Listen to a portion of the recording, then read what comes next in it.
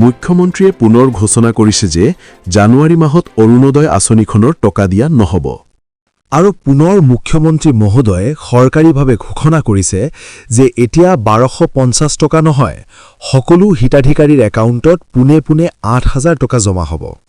জানুৱাৰী মাহত অৰুণোদয় নহ'ব, কাৰণ মুখ্যমন্ত্ৰীয়ে কৈছে যে জানুৱাৰী আৰু ফেব্ৰুৱাৰী মাহৰ অৰুণোদয়ৰ টকা একেলগে ফেব্ৰুৱাৰী মাহৰ 20 তাৰিখত সকলো হিতাধিকাৰীৰ একাউণ্টত জমা হ'ব। বাবে এটা খবৰ দিব বিচাৰিছোঁ।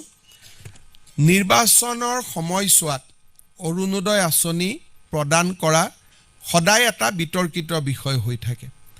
সেইকাৰণে কেতিয়াবা বিৰোধী পক্ষেও আপত্তি কৰে যে ইলেকশ্যন চলি থাকোঁতে কিয় অৰুণোদয় দিলে।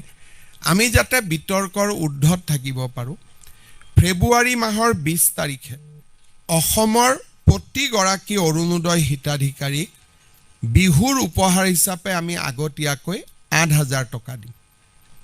তাৰমানে প্ৰতিগৰাকী আই মাতৃ যিসকলে অৰুণোদয় আঁচনি পাই আছে, দে উইল গেট, জানুৱাৰীত আমি তেওঁলোকক নিদিওঁ একো, ফেব্ৰুৱাৰী মাহত একেলগে ফেব্ৰুৱাৰী মাহৰ 20 তাৰিখে একেলগে আগতীয়াকৈ বহাগ বিহুৰ উপহাৰ হিচাপে তেওঁলোকক আমি 8000 টকা তেওঁলোকৰ বেংক একাউণ্টলৈকে হস্তান্তৰ কৰিম।